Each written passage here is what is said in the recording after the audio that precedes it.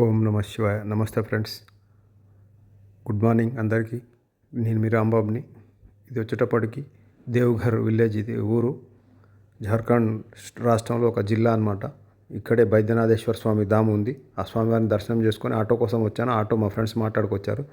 అందరం కలిసి ఆటోలో బాసుకి ధామ్ బయలుదేరి వెళ్తున్నాం ఫ్రెండ్స్. ఈ ఆటో మొత్తం ఈరోజు మాట్లాడుకున్నాం. మళ్ళీ మధ్యాహ్నం 1 గంటకు రైల్వే స్టేషన్లో డ్రాప్ చేసేలాగా 1300 రూపాయలకి. బాసుకి ధామ్ వచ్చేటప్పటికి దేవ్ఘర్ నుంచి 42 కిలోమీటర్స్ ఉంది ఫ్రెండ్స్. బాసుకి దేవి అంటే శంకరుడి మెడలో ఉండే నాగుపాము అనమాట. ఆ నాగుపాము కోరిక మేరకు అక్కడ దేవాలయం ఉంది. అది చాలా అద్భుతంగా ఉంటుంది. కంపల్సరీ దేవ్ఘర్ వచ్చిన వాళ్ళు ఆ బాసుకి దేవి దేవాలయం కూడా దర్శనం చేసుకోవాలని చెప్పేసి ఇక్కడ ఉన్న వాళ్ళు చెప్పారనమాట. బాసుకినాథ్ వెళ్ళే ఊరు దారి చూడండి ఫ్రెండ్స్, ఎంత బ్యూటిఫుల్గా ఉందో. ఇక్కడ కనబడే గుట్టలు ఉన్నాయి చూసారా ఫ్రెండ్స్, అది త్రికుటేశ్వర్ గుట్టలు అంటారంట వాటిని. ఆటో డ్రైవర్ చెప్తున్నాడు. మేము ఇక్కడి నుంచి బయలుదేరి బాసుకి దేవి వెళ్ళడానికి దాదాపు 1.5 2 అవర్స్ పట్టింది. సూర్యదేవుడు ఎంత కలర్ఫుల్గా ఉన్నాడో చూడండి. మొత్తం ఇది నేషనల్ హైవే వర్క్ నడుస్తుంది ఫ్రెండ్స్. ఇది 4 వేస్ 6 వేస్ చేస్తున్నారు. చాలా అద్భుతంగా ఉంది. రోడ్డు మాత్రం మొత్తం కన్స్ట్రక్షన్లో ఉండడం వల్ల కొంచెం డస్టీగా ఉంది. మార్నింగ్ టైం ఇదే బాసుకి దేవి ధామ్ వెళ్ళడానికి ఎంట్రన్స్ ఫ్రెండ్స్. ఇది ఇక్కడ చూడండి, ఇక్కడ రాసి చూడండి, బాసుకినాథ్ ధామ్. మన వాళ్ళు ఏంటంటే వాసుకి అంటారు, వాళ్ళేమో బాసుకి అంటారు. పలుకుతున్నారు ఎక్కువ. వైద్యనాథేశ్వర్ అని చెప్పేసి ఇదే ఎంట్రన్స్ అనమాట. హైవే నుండి 2.5 కిలోమీటర్స్ లోపలికి వెళ్తే బాసుకి ధామ్ విలేజ్ స్టార్ట్ అవుతుంది. ఊరు కూడా చాలా అద్భుతంగా ఉంది. స్వామివారి గుడికి ముందే పెద్ద మార్కెట్. ఆ మార్కెట్లో నుంచి లోపలికి వెళ్తే లెఫ్ట్ సైడ్లో ఒక పెద్ద కోనేరు ఉంది. బాసుకి ధామ్ ఊరు స్టార్ట్ అయింది ఫ్రెండ్స్. ఇదే ఊరు. రోడ్డు సింగిల్ రోడ్డే ఉందన్నమాట. ఈ రోడ్లో నుంచి లోపలికి స్టార్టింగ్లోనే ఎంటర్ అవ్వగానే ఇక్కడ నుంచి మొత్తం చూడండి ఎలా ఉందో ఊరు. ఇక్కడే ఆటోలు రిక్షాలు అన్నీ ఇక్కడ పెట్టారు. చిన్న ఊరు, ఒక మండల్ హెడ్ క్వార్టర్ లాంటిది.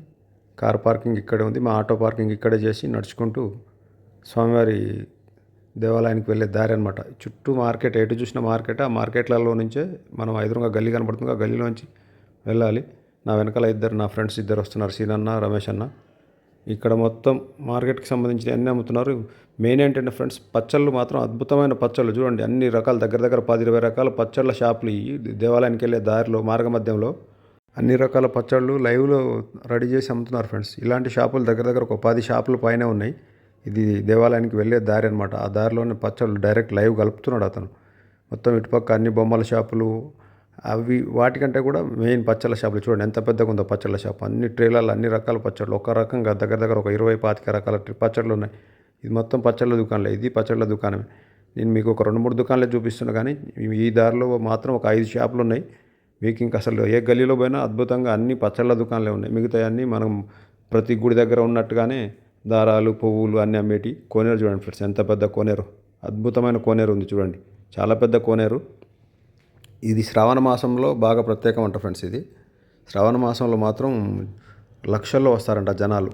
మనకు కార్తీక మాసం ఎలాగో అక్కడ వాళ్ళకి శ్రావణ మాసంలో మేము వచ్చే దారిలో ఫ్రెండ్స్ చాలామంది భక్తులు రోడ్డు మీద పండుకుంటూ లేస్తూ అట్లా కర్ర పెట్టి కొలిసినట్టు, స్కేల్ పెట్టి కొలిసినట్టుగా అట్లా మొక్కులు తీర్చుకుంటారంట వాళ్ళు. అసలు ఎన్ని వందల మంది వస్తున్నారు జనాలు మాత్రం.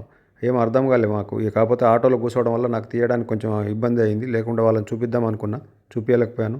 చాలా అద్భుతమైన దేవాలయం ఫ్రెండ్స్. సేమ్ అక్కడ మన దేవ్ఘర్లో ఎలా ఉందో దేవాలయం, సేమ్ అలాగే ఇక్కడ కూడా సేమ్ అలాగే ఒకే కాంపౌండ్లో అన్ని దేవాలయాలు, దాని చుట్టూ చిన్న దేవాలయాలు అద్భుతంగా నిర్మించారు. ఆ దేవాలయాలన్నీ కూడా పురాతన కాలం నాటియే. ఇక్కడ ఏంటంటే స్వామివారి మెడలో ఉన్న నాగుపాముది కోరిక మేరకు స్వామివారి ఇక్కడ బాసుకినాథ్గా ఇక్కడ వెలిచాడంట ఫ్రెండ్స్.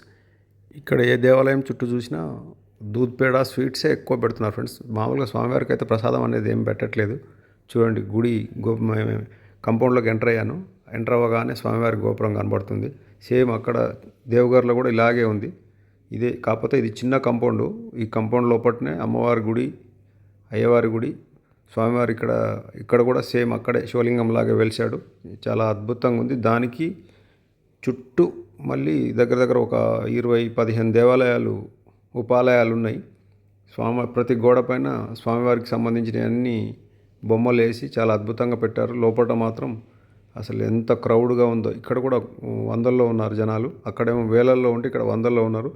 శ్రావణ మాసంలో మాత్రం అసలు మనం కాలు పెట్టడానికి ఛాన్స్ లేకుండా ఉంటుందంట ఫ్రెండ్స్. ఇక్కడ కూడా ఈ మూల మీద ఒక బావి ఉంది. ఈ స్వామివారి ధామ్ ఉన్న ప్రాంతంలోనే ఆ దేవాలయంలో ఆ బావిలో నుంచే వాటర్ తీసుకొని మొత్తం అభిషేకాలు చేస్తున్నారు. మనమేమో మామూలుగా ఒక స్వామివారికి అభిషేకం చేస్తున్నాం. ఇక్కడికి వచ్చే భక్తులు మాత్రం వాళ్ళు మొత్తం వాటర్ తీసుకొని ఆ కంపౌండ్లో ఉన్న ప్రతి దేవాలయంలో ఉన్న దేవతలని దేవుళ్ళని అందరినీ అభిషేకం చేస్తున్నారు. నాకైతే అది ఒకటి బాగా మంచిగా నచ్చింది. కాకపోతే ఏంటంటే మనం చాలా ఓపికగా తిరిగి చేసుకోవాలి. చేసుకుంటే మాత్రం దేవుళ్ళని మనకే వదిలేస్తారు. అక్కడేం పెద్దగా రిస్ట్రిక్షన్స్ ఏం లేవు. కాకపోతే పంతులకు మనం పోయేటప్పుడే ముందే చేంజ్ పెట్టుకొని పోవాలి. అడిగిన పంతుల కల్లా ఒక 20 మన ఓపిక. వాళ్ళు మాత్రం అన్నదానానికి భోజనం ఇవ్వమంటారు, కానీ మనం మ్యాక్సిమం 10-20 కంపల్సరీ ఇవ్వాలి ఫ్రెండ్స్. ఎందుకంటే ఇంకా వాళ్ళు ఇస్తే వాళ్ళు ఇక అడుగుతుంటారు. మనం ఇంకా అట్లా అడుగుతుంటే గుడికి ఒక బ్రాహ్మణుడు ఉంటాడు. దగ్గర 20-30 మంది బ్రాహ్మణులు ఉంటారు. అడిగిన వాళ్ళకల్లా ఇవ్వాలంటే ఎంత డబ్బు కావాలి. అందుకే 10 రూపాయల నోట్లు పెట్టుకొని పోతే అడిగిన వాళ్ళకల్లా 10 ఇచ్చుకుంటూ పోతే దగ్గర ఒక 20-30 మంది ఉంటారు. అందరికీ కాకపోయినా కనీసం 10-20 మంది కన్నా ఇస్తాం. చూడండి ఇక్కడ మొత్తం స్వామివారిది ఎలా చెక్కారు. ఎక్కడ చూసినా గుడి లోపల కాంపౌండ్లోకి ఎంటర్ అయిన దగ్గర నుంచి ఇక ఎటు చూసినా అందరు దేవుళ్ళే. మహాదేవుని ఫోటోలు, వాటికి సంబంధించిన గోడలపైన పెయింట్లు, డిజైన్లు అన్నీ చెక్కి పెట్టారు. సేమ్ దేవగారు లాగే అక్కడ శివాలయంకి ఇటు అమ్మవారి గుడికి రెండింటికి కలిపి అనుసంధానంగా క్లాతులు కడుతున్నారు. లోపల మాత్రం దర్శనం దగ్గర మాత్రం చూపించడానికి ఛాన్స్ లేదు ఫ్రెండ్స్. నేను ఇప్పుడు ఆ దేవాలయంలో ఉన్న భాగమే ఇదంతా ఎటు చూసినా.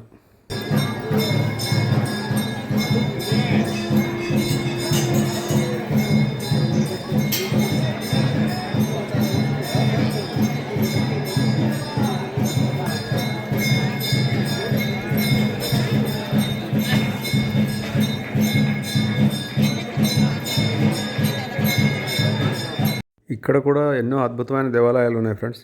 కాకపోతే మన దేవాలయాలు ఉన్నంత బ్యూటిఫుల్గా లేవు. ఇది ఒక టైప్లో ఉన్నాయి.